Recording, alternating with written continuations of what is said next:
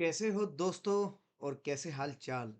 Hope so आपकी पढ़ाई काफ़ी अच्छी चल रही होगी और आपके इस पढ़ाई के सफ़र को हम और भी अच्छा बनाने के लिए लाए हैं रैपिड रिवीजन रूट। जी हाँ, यह है जीएसटी रैपिड रिवीजन रूट। और नाम से आपको पता चल ही गया होगा, इसमें हम करने वाले हैं जीएसटी के सारे कंसेप्ट्स का रिवीजन, वो भी एग्जाम पॉइंट ऑफ व्यू से। और एक डिस्क्लेमर, कृपया इस वीडियो को वही बच्चे देखें जिनका जीएसटी एक बार डिटेल में पढ़ना हो चुका है। तो चलो बच्चों, स्टार्ट करते हैं हम इस रिवीजन बैचेस को। तो चलो, इस रैपिड रिवीजन रूट के बारे में आपको एक चीज़ बता दूं कि ये rapid revision route chapter wise आपको मिलने वाला है। और जो चैप्टर आप चाहे, जिस चैप्टर का आपका रिक्वायरमेंट हो, आप उसका वीडियो लेक्चर देख सकते हो। तो चलो हम स्टार्ट करते हैं पहले चैप्टर से, द बेसिक्स ऑफ जीएसटी। सो आइए, GST in India and introduction. जब मैं बात करता हूं इस वर्ड की, हमें सबसे पहले ये वर्ड ध्यान में आता है कि हम क्या पढ़ रहे हैं बेटा, टैक्स। और टैक्स क्या होता है, आप सभी को पता है। टैक्स एक रेवेन्यू जनरेटिंग सोर्स होता है गवर्नमेंट का, और ये कितने सालों से, कितने सदियों से चला आ रहा है। इसी चीज को हम राजा महाराजाओं के जमानों में कहते थे कर। उस समय राजा महाराजा अपनी प्रजा से कर लिया करते थे, ताकि वो अपने किंगडम का एक प्रॉपर मैनेजमेंट कर सके और अपने प्रजा को एक अच्छे किंगडम में रख सके। उसी तरह से आज गवर्नमेंट इस कर, यानी इसका वर्ड का मतलब हो गया टैक्स। इसी तरह से आज के ज़माने में गवर्नमेंट लेती है टैक्स, ताकि वो इस रेवेन्यू से जितने भी अपने नेशनल एक्सपेंसेस है, गवर्नमेंट एक्सपेंसेस है, वो हैंडल कर सके। और एक प्रॉपर स्ट्रक्चरल फॉर्म में एक बढ़िया इकोनॉमी हमारे लिए बना सके, जिसमें हम इंडियन लोग अच्छे से रह सकते हैं। सो देखिए, जैसे कि हमने कहा है, in ancient time king use to charge कर। क्या चार्ज किया करते थे, कर। और अपने किंगडम का मैनेजमेंट किया करते थे।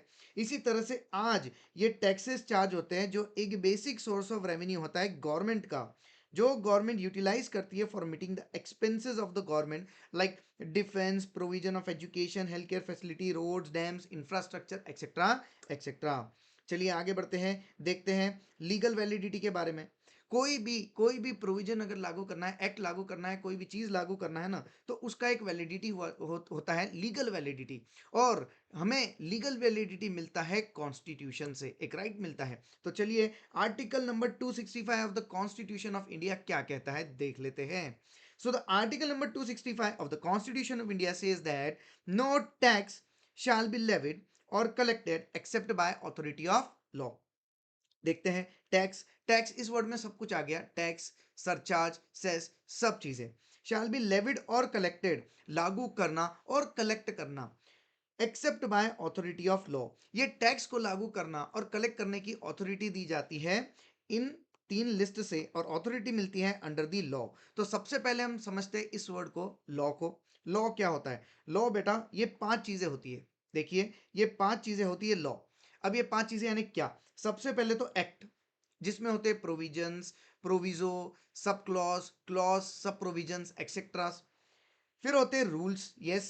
और उसके बाद होते हैं notification, circular and case laws, acts. हम जब जीएसटी पढ़ते हैं तो हमें पांच एक्ट्स पढ़ने पड़ते हैं: CGST act, IGST act, SGST act, UTGST act and GST compensation cess act. जब हम बात करते हैं रूल्स की, तो अगेन इन्हीं एक्ट्स के देखो रूल्स भी हमें पढ़ने पड़ते हैं। फिर हम बात करते हैं नोटिफिकेशंस। शॉर्ट में समझा दूं, नोटिफिकेशंस यानी होते हैं अमेंडमेंट्स, नए चेंजेस जो दिए जाते हैं ऑफिशियल गैजेट्स में। फिर होते हैं सर्कुलर्स। सर्कुलर्स यानी होते हैं बेटा क्लैरिफिकेशंस। कोई भी चीज़ पे अगर हमें क्लैरिफिकेशन चाहिए, कोई भी प्रोविजन है जिसके कुछ ज़्यादा मतलब निकल रहे हो, हमें पता नहीं है किस पे ये अप्लाई होगा, किस टैक्स पेयर पे अप्लाई होगा, प्रोविजंस कैसे हमें अप्लाई करने हैं, तो आते हैं उस प्रोविजंस के ऊपर क्लैरिफिकेशन, जिसे हम कहते हैं सर्कुलर्स। एंड द लास्ट आते हैं case loss.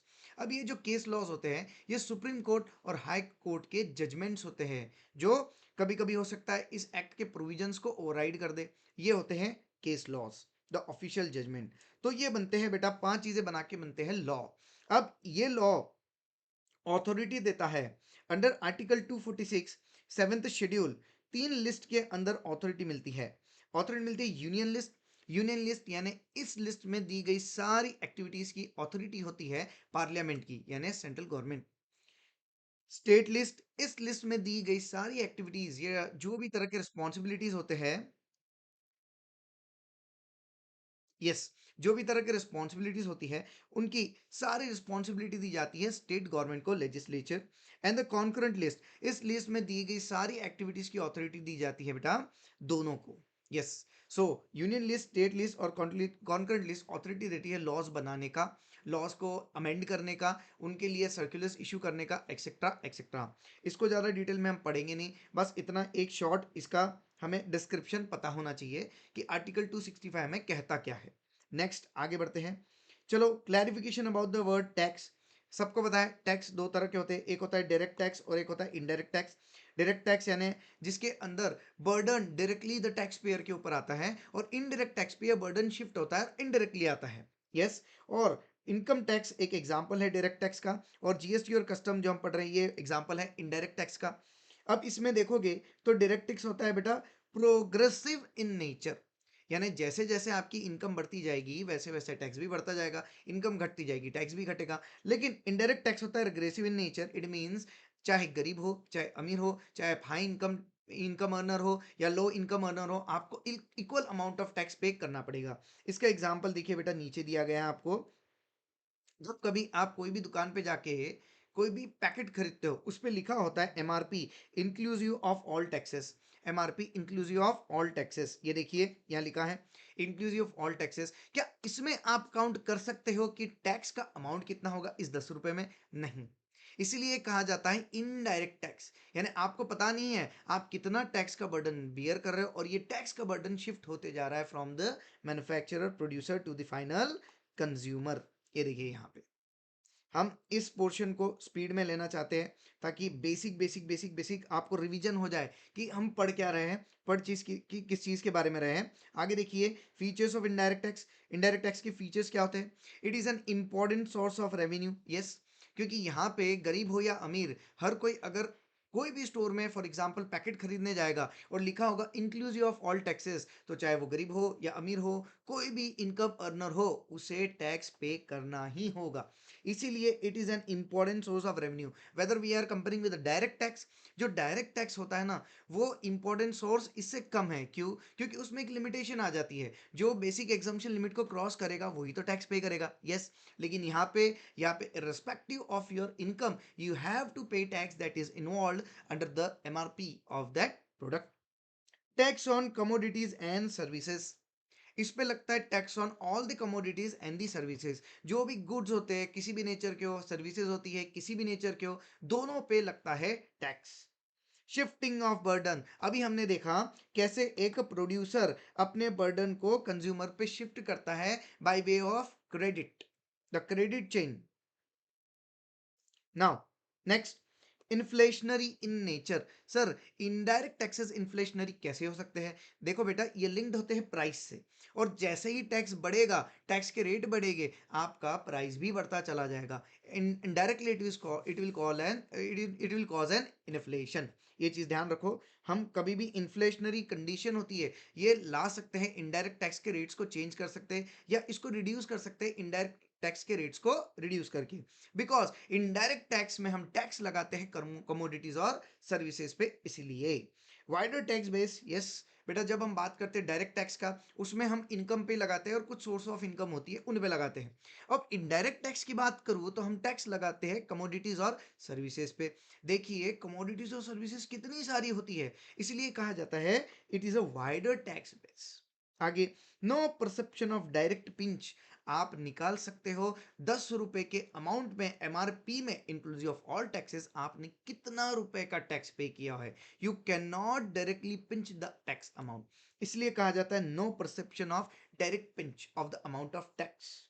Regressive in nature, इस टर्म को हम डिस्कस कर चुके हैं। चलो आगे बढ़ते हैं। Yes, now genesis of tax in India. अब ये देखेंगे बेटा कि इंडिया के अंदर टैक्स, ये जीएसटी आया कैसे। यस, पढ़ते हैं। सबसे पहले देखो, it is a type of history, हम देख रहे हैं। In the year 2000, the then Prime Minister Atal Bihari Vajpayee introduced the concept of GST in India and set up a committee to design the GST model of India. 2000 में, the year 2000 में हमें ये मालूम पड़ा prime minister को कि GST का concept कैसा होता है, तो उन्होंने कमेटी फॉर्म की और कहा कि जीएसटी के ऊपर एक मॉडल ड्राफ्ट किया जाए, और वो मॉडल ड्राफ्ट किया गया 2006 और 7 में। तब का जो बजट अनाउंस हुआ था उसमें ये कहा गया था कि 1 अप्रैल 2010 से हम लाएंगे जीएसटी इन इंडिया, बट वो आया नहीं, काफी समय हो गया। उसके बाद में देखिए 2014, आप सभी को शायद पता है पहली बार 2014 में कौन सी गवर्नमेंट इंडिया में सेलेक्ट हुई थी, इलेक्ट हुई थी। तो 2014 में सबसे पहले constitution amendment bill pass Lok Sabha में किया गया, बिल इंट्रोड्यूस किया गया, जो कि पास हुआ 2016 में। और सितंबर 2016 में पहली ही जीएसटी काउंसिल की मीटिंग हुई थी, और उसके बाद में 2017 से बेटा जीएसटी इंडिया में लागू हो गया। पहले तो मार्च 2017 में उसका bill as a CGST, SGST, IGST, UTGST compensation cess, उसका बिल इंट्रोड्यूस हुआ लोकसभा में। और जब ये बिल पास हो जाता है तो सभी को पता है ये बिल पास होने के बाद क्या बन जाता है, एक्ट। तो अप्रैल 2017 में ये एक्ट पास किए गए और इसके बाद में इसका इसका एक्ट का लागू होना हुआ था 30 जून 2017 से। सो बेटा पहले 30 जून 2017 को लागू किया था सारे एक्ट्स को, चाहे सीजीएसटी हो, आईजीएसटी हो, यूटीजीएसटी हो, एसजीएसटी हो, कंपेंसेशन। और एसजीएसटी को लागू करते वक्त हमें जम्मू और कश्मीर को इस दायरे से बाहर करना पड़ा था, लेकिन वो भी बेटा 7-8 दिनों बाद हमने उस जम्मू और कश्मीर पे भी एक्ट पास कर दिया, एसजीएसटी एक्ट पास कर दिया। एंड फाइनली 1 जुलाई 2017 को लॉन्च हो गया जीएसटी इन इंडिया। सो ये था एक short summary of how GST came in India. Yes, तो हम बात करते हैं बेटा जीएसटी की। जीएसटी इंडिया में लाना जरूरी क्यों था, पहले देखते हैं हम जीएसटी इंडिया में लाना जरूरी क्यों था। देखो, जो पुराने टैक्सेस लगते थे, वेट, सैनवेट, एक्साइज, सीएसटी, है ना, इसमें दिक्कत ये जा रही थी कि कभी कभी हो सके सेवरल लोकल टैक्सेस लग जाए एक ही स्टेट में। एक ही स्टेट में एक ही कमोडिटी पे अगर different different local body taxes लग जाए तो क्या उसका प्राइस ज्यादा नहीं हो जाएगा? यस। और इतने सारे टैक्स पे करते जाएगा तो कहीं ना कहीं हो सकता है एक सप्लायर का प्रॉफिट मार्जिन रेट कम हो जाए। यस, तो ये एक दिक्कत आने लगी। दूसरा, no sandwich after manufacturing state. Sandwich लगता था सिर्फ मैन्युफैक्चरिंग स्टेट पे, उसके बाद में नहीं लगता था। अगर उसके बाद में लगे ही नहीं तो एक मैन्युफैक्चरर दूसरे से इस सैंडविच को रिकवर कैसे कर सके? यस, अपना बर्डन शिफ्ट कैसे कर सके? नहीं, पॉसिबल ही नहीं था। कैस्केडिंग ऑफ टैक्सेस, इसका मतलब इसका मतलब टैक्स ऑन टैक्स, इसका मतलब टैक्स ऑन टैक्स। ऐसा होता था पुराने इनडायरेक्ट टैक्स लॉस के अंदर कि हमें टैक्स पे ही टैक्स लग जाता था। जैसे फॉर एग्जांपल सैनवेट पे वैट लग गया। यस, ये चीजें होती थी, यानी टैक्स पे भी टैक्स लगाओ, ये एक चीज गलत हो गई। Non integration of VAT and service tax. Sir VAT लगता था गुड्स पे, सर्विस टैक्स लगता था सर्विसेज पे, और इन दोनों को हम एक नहीं कर सकते थे।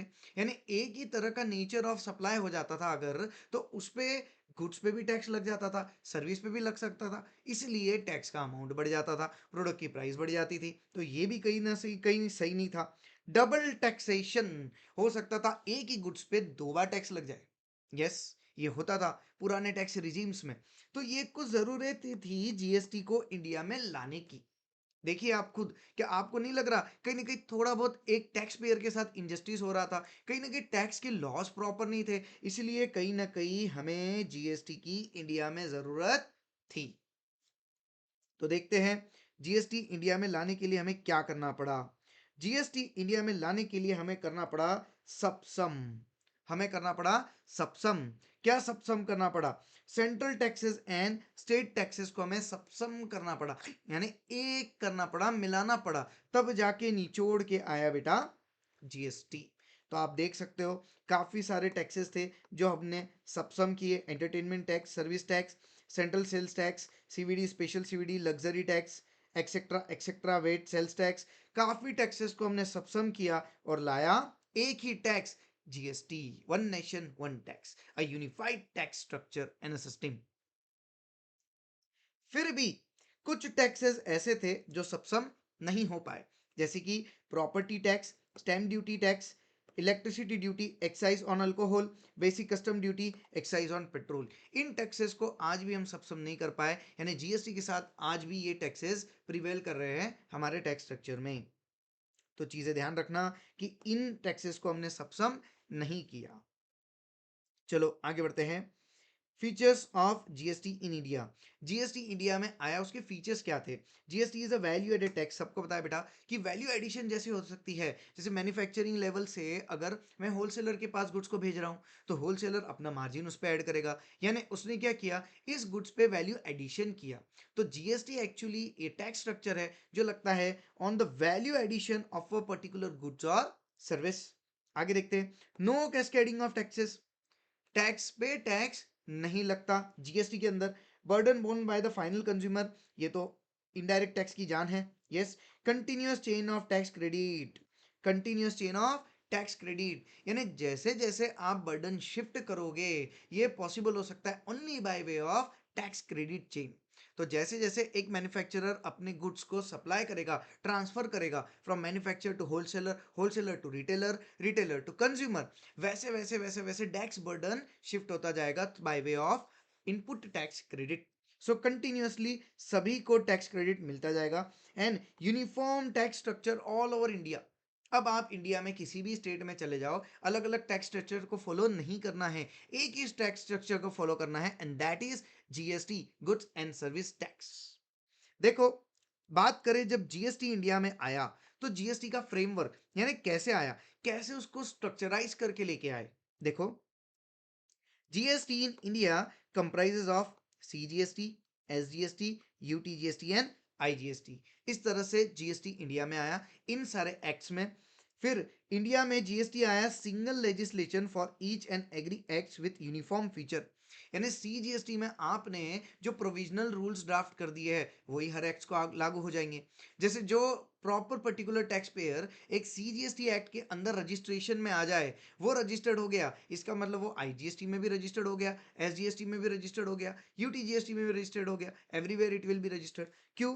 क्योंकि यहाँ पे हमने एक ही लेजिस्लेशन आया with for uniform features of each and every act. Registration process अभी हमने एग्जांपल लिया था, एक प्रोविजन में रजिस्टर्ड हो गया है, हर सब प्रोविजन में रजिस्टर्ड हो गया। अब देखो, डिफरेंट डिफरेंट वेबसाइट्स पे जाने की जरूरत नहीं है। पहले ऐसे हुआ करता था, वैट के लिए अलग अलग वेबसाइट, यस, सनवैट के लिए अलग वेबसाइट, सेल्स टैक्स के लिए अलग वेबसाइट, एक्साइज के लिए अलग वेबसाइट्स। अब सब टैक्स जब सक्षम हो गए तो वेबसाइट भी एक हो जाना चाहिए। ये जी हाँ, इसीलिए वेबसाइट एक हो गई और इसे हम कहते हैं जीएसटी कॉमन इलेक्ट्रॉनिक पोर्टल। ये होता है जीएसटी कॉमन इलेक्ट्रॉनिक पोर्टल, एक कॉमन वेबसाइट जो मैनेज करता है GSTN. Okay, it's set by the government and it is a common pool between a common pool of IT infrastructure between central और state. यहाँ पे पता होता है सेंट्रल गवर्नमेंट को भी और स्टेट गवर्नमेंट को भी कि इस पोर्टल पे क्या चल रहा है, कितना टैक्स कलेक्ट हो रहा है, कितना कहाँ जा रहा है, सारा transparency central government state government दोनों को यहाँ मिलता है। आगे बढ़ते हैं हम। अच्छा, इस एक्ट में आपको कंपोजिशन लेवी और एग्जम्पशंस भी देखने मिलते हैं जो कि काफी अच्छे लेवल पे एक स्मॉल टैक्स पेयर को बहुत अच्छे से हेल्प करते हैं। आगे बढ़ते हैं, कंपेंसेशन सेस। इस वर्ड का मीनिंग, पुराने टैक्स स्ट्रक्चर में स्टेट गवर्नमेंट्स को काफी अच्छा अर्निंग हो रहा था, रेवेन्यू जनरेट हो रहा था, लेकिन जीएसटी लाने के बाद उनका ये रेवेन्यू कम हो गया। तो कहीं ना कहीं जितना उनको लॉस भुगतना पड़ा इस जीएसटी के आने के कारण, वो लॉस हमें फोरफिट करना है by way of compensation cess. नहीं, फॉरफिट नहीं करना है, उस नुकसान की भरपाई करना है, compensation cess. So compensation cess लिया जाता है जीएसटी में ताकि जो भी लॉस ऑफ रेवेन्यू स्टेट्स को हुआ है उसे कंपेंसेट किया जाए। आगे बढ़ते हैं, डुअल जीएसटी मॉडल। इंडिया में जो जीएसटी मॉडल है वो कैसा है? डुअल जीएसटी मॉडल, यानी ये सेंट्रल और स्टेट दोनों के टैक्सेस यहाँ पे लागू होते हैं। And a proper scheme of classification of services or goods classification has been designed by way of HSN code, harmonized system of nomenclature। HSN code के जरिए हर एक गुड्स और हर एक सर्विस को प्रॉपर वे में जीएसटी के अंदर क्लासिफाई किया है by using proper code, a unified code, yes, so it is also a good step under the GST। चलिए हम आगे बढ़ते हैं। मतलब बेसिक्स बेसिक्स है, फटाफट फटाफट बेसिक्स बेसिक्स को हम एक बार में रिवीजन कर रहे हैं। यस, आगे बढ़ते हैं। फिर इसके बाद क्या, अब देखो यहाँ पे हम बात करेंगे कुछ कॉन्स्टिट्यूशन के आर्टिकल्स की, कौन सा आर्टिकल क्या पावर देता है। तो कॉन्स्टिट्यूशन में सबसे पहले आर्टिकल नंबर 245, आर्टिकल नंबर 245 कहता है Parliament may make laws for the whole or any part of the territory in India, and the legislature of a state may make laws for any or whole part of the state. कहता है article 245 कि central government यानी parliament को हम right देते हैं कि India के किसी भी पार्ट के लिए या पूरे इंडिया के लिए वो कोई भी तरह का लॉ बना सकते हैं। यस, और वही हम लेजिस्लेचर यानी स्टेट को राइट देते हैं कि वो कोई भी पार्ट या पूरे स्टेट के लिए लॉ बना सके। यस, ये मिलता है 245 में। यानी इन शॉर्ट आर्टिकल नंबर 245 हमें लॉज बनाने का पावर देता है। Now, article number 246, article number 246A classified as article number 246A1 and A2।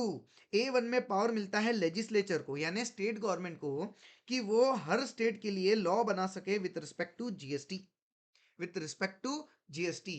यानी लॉ बनाने का पावर दिया 245 ने और जीएसटी के अंदर लॉ बनाने का पावर दिया 246A1। और वैसा ही पावर मिलता है 246A2 में पार्लियामेंट को। यस, पार्लियामेंट को पावर मिलता है कि वो with respect to GST in the course of interstate trade और कॉमर्स लॉ बना सके। Yes, make laws with respect to GST. Again आगे बात करते हैं आर्टिकल नंबर 269A। नाउ देखिए बेटा, आर्टिकल नंबर 269A पावर देता है इंटरस्टेट ट्रेड और कॉमर्स का लेवी और कलेक्शन करने का सेंट्रल गवर्नमेंट को। सो सेंट्रल गवर्नमेंट को ये पावर मिलता है कि वो all over India interstate transactions पे, ट्रेड और कॉमर्स के इंटरस्टेट ट्रांजैक्शन पे जीएसटी लागू कर सके और कलेक्ट भी कर सके। सो ये पावर जाती है सेंट्रल गवर्नमेंट को under article 269A। Now article 279A talks about the power given to the president. President के पास पावर है कि वो एक जॉइंट फोरम कंस्टिट्यूट कर सके जिसे हम कहते हैं जीएसटी काउंसिल, जिसे हम कहते हैं जीएसटी काउंसिल। तो ये जीएसटी काउंसिल को बनाने का पावर दिया है प्रेसिडेंट को अंडर आर्टिकल 279A। आगे बढ़ते हैं आर्टिकल 366(12)A। ये आर्टिकल जीएसटी की सबसे ज्यादा बड़ी एक एक सबसे बड़ा इंपॉर्टेंट आर्टिकल है। ये कह सकते हैं हम ये जीएसटी की जान है। देखो article 366(12)A, GST can be GST can be levied on supply, on the important word supply. देखो वापस रिपीट करता हूं, GST can be levied on supply of all goods and services. यहां पे तीन शब्द सबसे इंपॉर्टेंट है, सप्लाई, और वो भी किसका हुआ, goods and services. So article number 366(12)A कहता है कि जीएसटी लग सकता है सप्लाई पे, यानी taxable event under the GST supply. Supply पे जीएसटी लगता है और वो भी किसके बेटा, गुड्स और सर्विसेज के। But except alcoholic liquor for human consumption, इस पे जीएसटी लगेगा नहीं। यस, इस पे जीएसटी नहीं लगता। Again article number 366(26)A says that service means anything other than goods, and 366(26)B says then जहां जहां स्टेट ये वर्ड आ रहा है ना, उसका मतलब स्टेट के अंदर यूनियन टेरिटरी और लेजिस्लेचर भी आ गया। Got the point? यस। चलो बात करते हैं हम जीएसटी काउंसिल पे, बात करते हैं हम जीएसटी काउंसिल पे। जीएसटी काउंसिल का कॉन्स्टिट्यूशन देखो कैसा होता है, कैसे फॉर्म होता है जीएसटी काउंसिल। जीएसटी काउंसिल में union finance minister is the chairman of the GST council. Yes, union finance minister को हम बनाते हैं चेयरमैन जीएसटी काउंसिल का। Minister in charge of finance और टैक्सेशन और other minister nominated by each of the states और union territory with legislature are its members. हर एक state का एक नॉमिनेटेड मेंबर उस जीएसटी काउंसिल का मेंबर रहेगा। Minister in charge of finance और टैक्सेशन उसका मेंबर रहेगा और हर एक स्टेट का रेवेन्यू या फाइनेंस मिनिस्टर उसका मेंबर रहेगा। ये देखो, हर एक स्टेट का रेवेन्यू और फाइनेंस मिनिस्टर उसका मेंबर रहेगा। यस, और देखो इसमें डिसीजन कैसे फॉर्म होते हैं, डिसीजन फॉर्म होते हैं bye way of not taken by a majority of not less than 3/4 of the weighted votes of the member present and voting। यानी देखो, जब जीएसटी काउंसिल की बात करें हम, तो जीएसटी काउंसिल में स्टेट गवर्नमेंट के भी मेंबर्स हैं, यस, सेंट्रल गवर्नमेंट के भी मेंबर्स हैं, यस। तो जीएसटी काउंसिल में मीटिंग के अंदर डिसीजन कैसे लिया जाता है, जीएसटी काउंसिल में मीटिंग में डिसीजन लिया जाता है बाय वे ऑफ 3/4 वोटिंग। जो भी मेंबर्स मीटिंग में प्रेजेंट है उनमें से अगर 3/4 मेंबर्स ने पॉजिटिव वे में वोट किया है तो पॉजिटिव वे में जो डिसीजन लिया जाएगा उस वोटिंग के ऊपर लिया जाएगा। यानी मिनिमम रिक्वायरमेंट क्या है, 3/4 of the total members present in the meeting. इस 3/4 में से भी कहते हैं 1/3 हिस्सा होना चाहिए सेंट्रल का और 2/3 हिस्सा होना चाहिए स्टेट गवर्नमेंट्स का। जो सेंट्रल गवर्नमेंट के मेंबर्स है वो मिनिमम 1/3 होने चाहिए और स्टेट गवर्नमेंट के मेंबर्स है वो मिनिमम 2/3 होने चाहिए मीटिंग के वोट में। इस 3/4 के वोट में ये हिस्सा होना चाहिए, ऐसा कहते हैं जीएसटी काउंसिल की मीटिंग में, तो ही कोई डिसीजंस पे अप्रूवल लिया जाएगा। यस सर, ये जीएसटी काउंसिल हमें किस बारे में फंक्शंस करके देगी? रिकमेंडेशन दिया जाता है जीएसटी काउंसिल के तरफ से। यानी जीएसटी काउंसिल का फंक्शन क्या है? रिकमेंडेशन देना। किसे रिकमेंडेशन देना? यूनियन एंड स्टेट गवर्नमेंट को। किस किस इश्यूज के ऊपर रिकमेंडेशन देना? टैक्स रेट क्या होने चाहिए, एग्जम्पशन किस पे मिलना चाहिए, थ्रेशोल्ड लिमिट क्या होना चाहिए, और आपस में अगर डिस्प्यूट हो रहा है तो उस डिस्प्यूट का रिजोल्यूशन करने पे रिकमेंडेशन देता है जीएसटी काउंसिल, स्टेट और यूनियन गवर्नमेंट दोनों को। ये होता है। और दूसरा, ये रिकमेंड करने वाला है, जीएसटी काउंसिल रिकमेंडेशन देगा एक फर्दर डेट, जिस डेट से जीएसटी लागू होगा petroleum crude, high speed diesel, motor spirit, natural gas and aviation turbine fuel पे। जी हाँ, इन गुड्स पे आज जीएसटी नहीं लगता, लेकिन एक फर्दर डेट जरूर आएंगी जब से इन पे जीएसटी लगेगा। ये फर्दर डेट भी कौन रिकमेंड करेगा? Yes, GST council. और इसके अलावा जीएसटी काउंसिल ने रिकमेंड किया है स्पेशल कैटेगरी ऑफ स्टेट्स। सो देखो कौन से ये special category of states? Mizoram, Uttarakhand, Nagaland, Assam, Himachal Pradesh, Arunachal Pradesh, Sikkim, Manipur, Meghalaya, Tripura, Jammu and Kashmir. Yes sir, याद करना पड़ेगा। Yes, special category of states याद करना पड़ेगा। कोई आसान तरीका है? यस, हमारे पास आसान तरीका बिल्कुल है। देखो पहले वाले वर्ड्स देखो जो हाईलाइटेड है, Munna has gone to Jammu and Kashmir by MMT. देखो मुन्ना ने जम्मू एंड कश्मीर का टिकट बुक किया है, वो भी एमएमटी से। Munna has booked on ticket on MMT for Jammu and Kashmir. इस जरिए आप इस चीज को याद कर सकोगे। यस, अभी आगे देखो, union territory without state legislature, union territory with state legislature. इसका मतलब जीएसटी आने के बाद union territory, yes union territory सब पे यूजीएसटी लागू होता है, लेकिन कुछ यूनियन टेरिटरी ऐसी है जिसके ऊपर यूटीजीएसटी लागू नहीं होता है, उसके ऊपर लागू होता है एसजीएसटी। तो देखते हैं, यस वो कौन कौन से हैं? Union territory with state legislature, Delhi, Puducherry, Jammu and Kashmir. इनके ऊपर यूटीजीएसटी लागू नहीं होता, भले ही ये यूनियन टेरिटरीज है, लेकिन इनके ऊपर यूटीजीएसटी लागू नहीं होता। इनके ऊपर लागू होता है बेटा SGST, state legislature. Got the point? चलो आगे बढ़ते हैं, बात करते हैं seamless flow of credit. Seamless flow of credit कहते हैं सर, जीएसटी आया, पुराने इनडायरेक्ट टैक्सेस के लॉज में ऐसा काफी टैक्सेस पे हो रहा था कि क्रेडिट नहीं मिल पा रहा था। जैसे हमने एग्जांपल देखा था ना, सैनवेट मैन्युफैक्चरर लेवल पे लगा, उसके बाद में लगा ही नहीं, तो जो उसके बाद में लगा ही नहीं, क्रेडिट कैसे पास ऑन होगा? यस, मिलेगा ही नहीं। तो देखते हैं यहाँ जीएसटी में क्रेडिट सीमलेस कैसे फ्लो करता है। जैसे हम सबसे पहले एग्जाम्पल लेते हैं। यस, हम एग्जाम्पल लेते हैं बेटा intra state. Intra state supply within the same state, intra state यानी within the same state. अब देखो यहाँ पे क्या होता है, समझो ये एग्जांपल है मिस्टर ए। मिस्टर ए ने इन गुड्स को सेल किया है मिस्टर बी को एट अ वैल्यू ऑफ ₹1,00,000, जिसके ऊपर जीएसटी लग गया 9%। 9% इंटरेस्ट रेट है तो सीजीएसटी एसजीएसटी लगेगा। यस, यानी कितना अमाउंट हुआ? 9,000 और 9,000। ये अमाउंट सीजीएसटी एसजीएसटी का मिस्टर ए ने किसको पे किया? गवर्नमेंट को। अब आगे जब मिस्टर बी मिस्टर सी को ये गुड्स का सेलिंग करेगा, फर्दर सप्लाई करेगा, तो हो सकता है उस पे भी जीएसटी ले। यस, मान लो उन्होंने ये 1.5 लाख की वैल्यू पे सेल किया है at the rate 9%। 9% CGST and SGST. तो कैलकुलेट करो, 1.5 लाख पे 9%, यानी कितना सीजीएसटी एसजीएसटी लगेगा? 13,500। 13,500। अब जब मिस्टर बी गवर्नमेंट को ये टैक्स पे करने जाएगा 13,500 का, क्या कहेगा? हमने ऑलरेडी 9,000 आपको मिस्टर ए के थ्रू पे कर रखा है, तो ये 9,000 का क्रेडिट मिल जाएगा और रिमेनिंग अमाउंट 4,500। 4,500, बस इतना ही हमें बैलेंस अमाउंट, एक वैल्यू एडिशन अमाउंट गवर्नमेंट को पे करना है। यानी देखा आपने किस तरह से यहाँ पे एकदम प्रॉपरली क्रेडिट मिल गया, यू क्रेडिट मिल गया। और सेम वे जब सी आगे फर्दर सप्लाई करेगा डी को, तो उसे भी ऐसा ही सीमलेस फ्लो ऑफ क्रेडिट मिलेगा। सेम एग्जांपल बेटा इंटरस्टेट सप्लाई का। यस, इंटरस्टेट सप्लाई में क्या होगा, इंटरस्टेट सप्लाई में मान लो 1 लाख के गुड्स हमने बेचे हैं एट द रेट 18% आईजीएसटी, यानी 18,000 का आईजीएसटी हमने गवर्नमेंट को पे कर दिया है। अगेन यहाँ पे मिस्टर बी जब मिस्टर सी को सेल करेंगे और उस पर कोई भी तरह का टैक्सेस लगेगा तो अगेन ये जो भर रखा है आईजीएसटी, इसका क्रेडिट यहाँ पे यूटिलाइज हो जाएगा।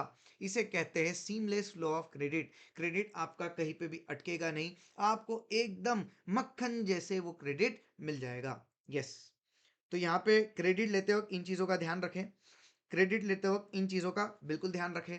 देखो, अगर इनवर्ट सप्लाई में आपने सीजीएसटी पे किया है, इनवर्ट सप्लाई में आपने अगर सीजीएसटी अगर पे किया ना, तो उसका क्रेडिट मिलेगा आपको सीजीएसटी में और आईजीएसटी में, एसजीएसटी में मिलेगा नहीं। अगेन अगर आपने इनवर्ट सप्लाई में एसजीएसटी पे कर रखा है तो आउटवर्ड सप्लाई में टैक्स कलेक्ट करके जब गवर्नमेंट को आप पे करोगे उस वक्त आपको सीजीएसटी नहीं मिलेगा, बट आईजीएसटी और एसजीएसटी पक्का मिलेगा। वही बात करें हम जब आईजीएसटी की, कि जब आपने इनवर्ट सप्लाई में आईजीएसटी पे कर रखा है तो आउटवर्ड सप्लाई करते वक्त आपको सीजीएसटी, आईजीएसटी और एसजीएसटी तीनों में उसका क्रेडिट मिलेगा। यस, चलो एक शॉर्ट समरी ले लेते हैं उन गुड्स पे कि किन पे जीएसटी लगता है और किन पे नहीं लगता। यस, देखिए यहाँ पे जीएसटी हम बात करें पेट्रोलियम और पेट्रोलियम प्रोडक्ट्स की, petroleum, high speed diesel, motor spirit, natural gas, aviation turbine fuel, तो इन पे जीएसटी आज नहीं लगता। क्या लगता है, वैट, सीएसटी और excise duty. Again alcoholic liquor for human consumption पे भी जीएसटी नहीं लगता, इस पे लगता है वैट, सीएसटी और एक्साइज ड्यूटी। अगेन हम बात करेंगे next product tobacco and tobacco products पे, तो इस केस में, इन गुड्स के केस में जीएसटी भी लगता है और एक्साइज ड्यूटी भी लगता है। यस, यहाँ पे एक एग्जांपल है, मान लो 1 लाख का गुड्स मैन्युफैक्चर हुआ है, हम इसे सप्लाई कर रहे हैं, तो 1 लाख के गुड्स पे हमने 10,000 का एक्साइज ड्यूटी भरा है, तो जीएसटी कितने पे लगेगा, टोटल 1,10,000 पे। हाँ, जीएसटी, यस, जीएसटी उस एक्साइज ड्यूटी वाले पार्ट पे भी लगेगा। यस, तो यहाँ पे हो रहा है cascading of tax, tax and tax, और यहाँ पे अगर हो रहा है ना तो कोई बात नहीं, अच्छी बात है, क्योंकि ये नेचर ऑफ गुड्स देखो कैसे हैं, इन पे तो टैक्स ऑन टैक्स होना ही चाहिए। यस, सो यहाँ पे again narcotic, opium, Indian hemp, other narcotic यानी ड्रग्स, अगर हम बात करें ड्रग्स की तो ड्रग्स पे भी जीएसटी भी लगता है और एक्साइज ड्यूटी भी लगता है, दोनों ही लगते हैं। और अगर हम बात करें अदर गुड्स की और सर्विसेज की तो उन पे लगता है बेटा only GST, no excise and no VAT. So इसी तरह से हमारे यहाँ पे इंट्रोडक्शन, अब बेसिक पार्ट्स खत्म हुआ, जो कि हमने बहुत ही फास्ट वे में एकदम रिवीजन ले लिया कि क्या क्या हमें बातें ध्यान रखना है। हमें पता है इस चैप्टर का वेटेज वैसे देखे जाए तो काफ़ी कम है, लेकिन एक कंसेप्चुअल अंडरस्टैंडिंग के हिसाब से देखा जाए तो ये हमारे कंसेप्ट के हिसाब से काफ़ी अच्छा चैप्टर है। तो हमने जितना फास्ट हो सके एक प्रॉपर वे में सारे कंसेप्ट्स को रिवाइज कर लिया। जिस किसी को भी लगता है कि वीडियो बहुत ही ज़्यादा फास्ट है तो कोई प्रॉब्लम नहीं, आप वीडियो का स्पीड डिक्रीज करके भी इसे देख सकते हो। तो चलिए बेटा, यहाँ पे हम क्लोज करते हैं इस बेसिक कंसेप्ट्स के चैप्टर को, और अगला वीडियो सप्लाई चैप्टर का और डेफिनेशंस चैप्टर्स का आपको इसी यूट्यूब चैनल पे मिलते जाएगा।